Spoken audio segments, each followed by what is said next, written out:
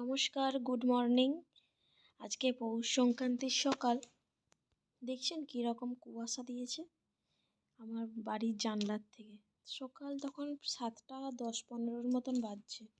কুয়াশায় কিছু দেখা যাচ্ছে না। এর মধ্যেও বরমশাই চলে গেছে ডিউটিতে। আর ছোটোবেলার কথা খুব মনে পড়ছে জানেন। ছোটোবেলায় এরম কুয়াশা হতো, আমি আর আমার দিদি টুসু করতাম, দিয়ে পুকুরে বাবা ভাসিয়ে দিত, আমি সবাই যেতাম, দিয়ে স্নানও করে নিতাম সকালবেলা, দিয়ে বাবা খড় জেলে দিত, আগুন পোয়াতাম। সেই ছোটোবেলার দিনগুলো এখন যেন সব অতীত স্মৃতি হয়ে গেছে। আর কার কার বাড়িতে এই মকরের দিন সব ফল দিয়ে চাল দিয়ে মকর হয় জানাবেন। আর আমাদের ঠাকুরকে হচ্ছে পিঠে করে দিতে হয়, তাই দেওয়া হয়েছে। এই নিয়মটা কার কার বাড়িতে আছে আমাকে একটু কমেন্টে জানাবেন। পুজো করা হয়ে গেছে, এরপরে এখানে আমি পিঠেগুলো ভেজে নিয়েছি, খাবো বলে একটু লঙ্কা দিয়ে। আর মকর সংক্রান্তি মানে ছোটোর থেকে শখ, মানে ছোটোর থেকে করে এসেছি একটু খিচুড়ি, তাই খিচুড়ির সব কিছু কেটে নিয়েছি। আজকে নিরামিষ। এইদিকে বেগুন ভাজা কেটে নিয়েছি, আর এইদিকে বাঁধাকপির পকোড়া করবো বলে বাঁধাকপিটা কেটে নিয়েছি।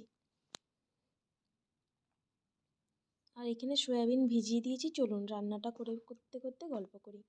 এইখানে গাজর, ফুলকপি, আলু ভেজে নিয়েছি। আর এই চাল, 3 রকমের ডাল আর চাল দিয়ে খিচুড়িটা আমি বসিয়ে দেবো।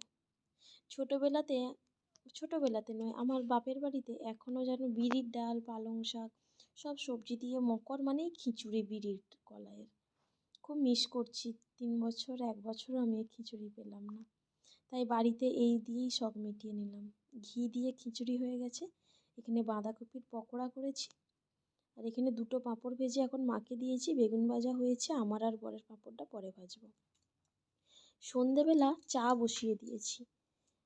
খুব ভাইরাল চা বেরিয়েছে না একটা, আমিও ফেসবুক দেখলাম। ফেসবুক ঘেঁটে ঘেঁটে আমি বলছি তাহলে এই চাটা আমিও আজকে একটু করে দেখি কীরকম হয়। ওই আর কি, চিনির ক্যারামেল বার করে তার উপর চা পাতা দিয়ে একটু নাড়াচাড়া করে তারপর দুধ দিয়ে আদা দিয়ে চাটা করে। তো আমি ভাবলাম করে দেখি কীরকম হয়। খেতে খারাপ হয়নি, ভালো হয়েছিল। ছোটোবেলার দিনগুলো না সত্যি খুব ভালো ছিল। আর আপনাদের সবারই মকরটা কীরকম হয়ে কেটেছে আমাকে জানাবেন অবশ্যই। আর এই ভিডিওটা আপলোড করতে আমার দেরি হয়ে গেল, কারণ আমার ভীষণই ঠান্ডা লেগে গেছে, গালের মানে দাঁতে প্রচুর ব্যথা, ভালো কথাও বলতে পারছি না, তাই ভিডিও আপলোড হতে একটু দেরি হয়ে গেল। এই যে ক্যারামেল বার করে চা পাতা দিয়ে দিলাম, এরপর দুধটা আমি ঢেলে দেবো। এই দেখুন দুধটা ঢালার পরে কত শক্ত হয়ে গেছে দেখুন, চিনির রসের জন্য। এরপরে আমি একটু আদা কুড়ে দেবো, যেটা হয়তো আপনাদেরকে দেখানো হয়নি, কারণ ফোনটা তো আমি হাতে ধরে আছি।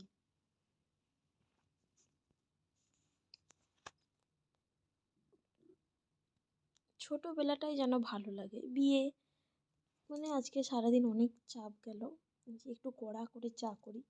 অন্যদিন আমি এত লিকার চা খাই না, আজকে একটু বেশিই লিকার দিয়ে দিয়েছি, মানে চা পাতা।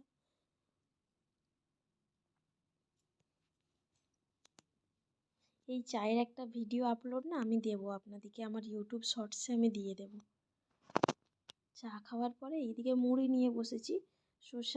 শসা, গাজর, নারকেল আর চানাচুর তেল দিয়ে মুড়ি খেয়ে নেব।